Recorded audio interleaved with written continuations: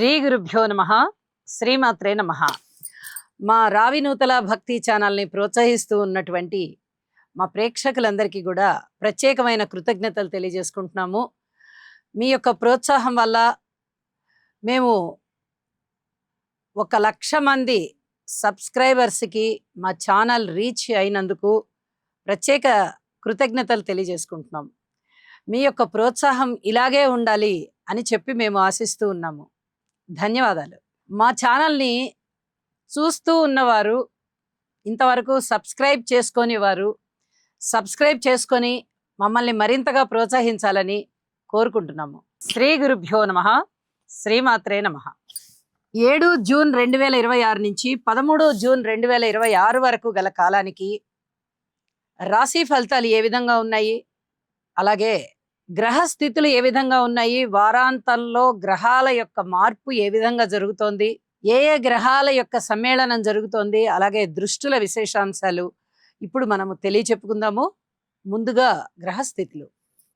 మేషరాశిలో కుజుడు, వృషభ రాశిలో రవి, మిథున రాశిలో బుధ శుక్రులు, కర్కాటక రాశిలో గురువుగారు, అలాగే సింహరాశిలో కేతువు, కుంభరాశిలో చంద్రరాహులు, మీన రాశిలో శనిగారు ఉన్నారు.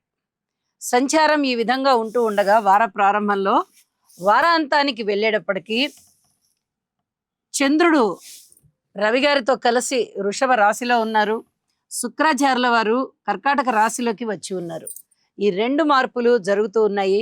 ఇక గ్రహ సమ్మేళనాల యొక్క విశేషాంశాలు ఏమన్నా ఉన్నాయా అంటే, బుధ శుక్రుల యొక్క కలయిక చాలా సున్నితమైనటువంటి ప్రవర్తనని తెలియజేస్తూ, స్వస్థానంలో ఉన్నటువంటి బుధుడు అద్భుతమైన యోగాన్ని ఇస్తారు. ఒక విధంగా చెప్పాలంటే ఇది కేంద్రాలు అవుతున్నటువంటి రాశులకి భద్ర మహాపురుష యోగాన్ని కూడా సూచిస్తూ ఉంటుంది. అయితే చక్కటి విజ్ఞానం ఉంటుంది, మంచి పేరు ప్రఖ్యాతులు తెచ్చుకుంటారు, వ్యాపారంలో ఉన్నత స్థితికి వెళ్తారు, చాలా చాలా మంచి మార్పులు ఉంటాయి, తెలివితేటలు బాగా వృద్ధి జరుగుతూ ఉంటుంది. ఇది చాలా చెప్పదగినటువంటి ఒక మంచి గ్రహాల సమ్మేళనం అన్నమాట. ఇక అలాగే చంద్రరాహువుల గురించి చెప్పుకోవాలంటే కొద్దిగా భయము, పిరికితనము ఇలాంటివన్నీ ఆవహించినట్టుగా ఉంటుంది మనసుకి. ఇది ఏ రాశుల మీద ప్రభావం చూపిస్తుంది అనేది మనం ఆ రాశుల్లో తెలియచెప్పుకుందాం.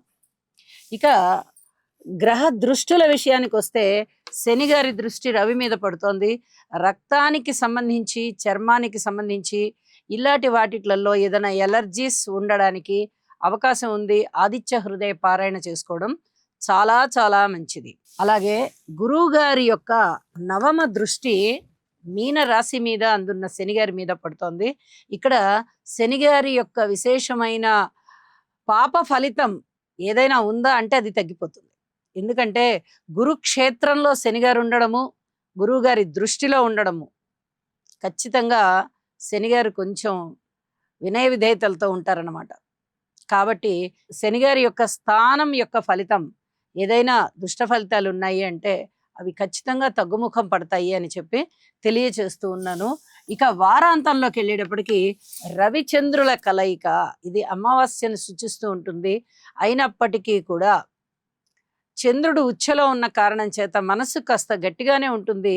కానీ అది అమావాస్య అవడము, రవిగారితో కలిసి ఉన్న కారణం చేత ఇవన్నీ కొంచెం పిరికితనాన్ని సూచిస్తూ ఉంటాయి. రవి బలం బాగా ఎక్కువగా ఉంటుంది కాబట్టి అంత భయపడాల్సిన అవసరం లేదు. ఎప్పుడైనా రవిచంద్రులు ఇద్దరు చాలా బలంగా ఉన్నారు అంటే చాలా అద్భుతమైనటువంటి ఫలితాలు ఉంటాయి. ఇక్కడ రవిచంద్రుల కలయిక అనేది ఎప్పుడూ కూడా అది అమావాస్యను సూచిస్తూ ఉంటుంది. కాబట్టి అమావాస్య రోజే వారిద్దరు కలుస్తారు. అంటే ముందు చతుర్దశి రోజు కలుస్తారు, తర్వాత పాడ్యమి రోజు కూడా కలుస్తారు. ఆ 3 తిథులలోనూ రవిచంద్రుల కలయిక ఉంటూ ఉంటుంది. కాబట్టి ఇక్కడ రవిగారి బలమే ఎక్కువగా ఉంది అని చెప్పి మనము గ్రహించాలి. అలాగే ఇంకా కర్కాటక రాశిలో గురు శుక్రుల బలం ముందరే కర్కాటక రాశిలో గురువుగారు ఉచ్చలో ఉండి చాలా అద్భుతమైన ఫలితాలను ఇస్తూ ఉండగా శుక్రాచార్యుల వారు కలగడం వల్ల ఇక్కడ ఇంకా ఇంకా మరిన్ని ధనయోగాలు కలుగుతున్నాయి. ఇది ఏ రాశుల వారికి ఇంత అద్భుతమైనటువంటి ఫలితాలు ఉంటాయి అనేది మనం రాశుల్లో తెలియచెప్పుకుందాము.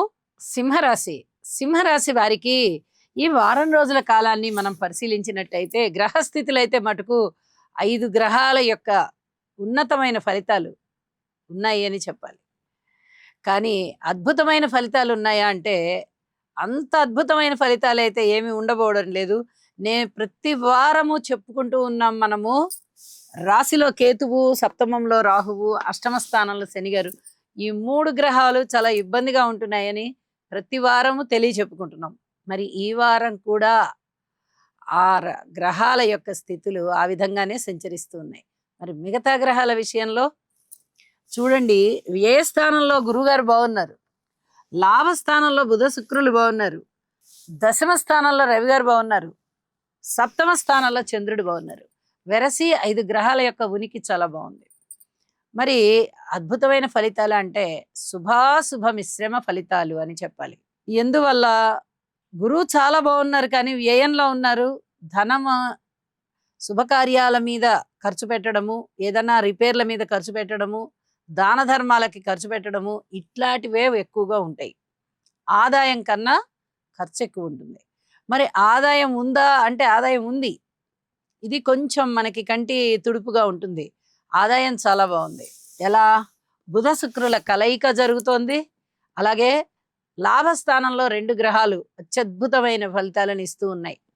కాబట్టి మీకు ధనము ఆదాయం బ్రహ్మాండంగా వస్తుంది. ఆదాయానికన్నా మించిన ఖర్చు ఉంది. అలాగే ఆరోగ్యానికి సంబంధించి కూడా కొంచెం చిన్నపాటి ఇబ్బందులు అయితే కనిపిస్తూ ఉన్నాయి. మీరు దుర్గా పూజ కంపల్సరీగా చేయండి. గణపతిని కంపల్సరీగా పూజించండి. శనిగ్రహ స్తోత్రాలు పారాయణ చెయ్యండి. ఈ 3 గ్రహాలకి ఎప్పుడైతే మీరు పరిహారాలు చేసుకుంటూ ఉంటారో మిగతా గ్రహాల యొక్క శుభ ఫలితాలు ఎక్కువ అవుతాయి. ఈ గ్రహాల యొక్క దుష్ట ఫలితాలు ఏవైతే మన ఇబ్బంది పెట్టే ఉన్నాయో అవి కాస్త తగ్గడానికి అవకాశం ఉంటుంది. ఇది చాలా చాలా చెప్పదగినటువంటి సూచన. కాబట్టే శుభాశుభ మిశ్రమ ఫలితాలు అని చెప్పి చెప్పడం జరుగుతోంది. అలాగే ఉద్యోగ జీవితం మటుకు చాలా చాలా బాగుంది. ఉన్నతి కలుగుతుంది. చాలా సంతృప్తి కలుగుతుంది. కీర్తి ప్రతిష్టలు ఉంటాయి. సహాయ సహకారాలు ఉంటాయి ఉద్యోగ జీవితంలో.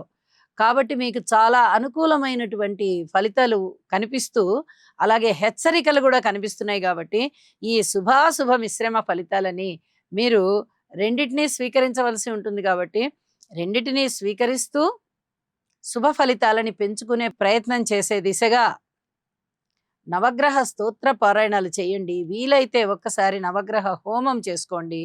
ఇది చాలా చెప్పదగినటువంటి మంచి సూచనగా తెలియజేస్తూ ఉన్నాను. అలాగే కుటుంబ జీవితంలో కొన్ని జాగ్రత్తలు పాటించాలి. సంతాన రీత్యా కొన్ని జాగ్రత్తలు పాటించాలి. భార్యాభర్తల అన్యోన్యత విషయంలో జాగ్రత్తలు పాటించాలి. మౌనాన్ని వహించడం చాలా చాలా మంచిది.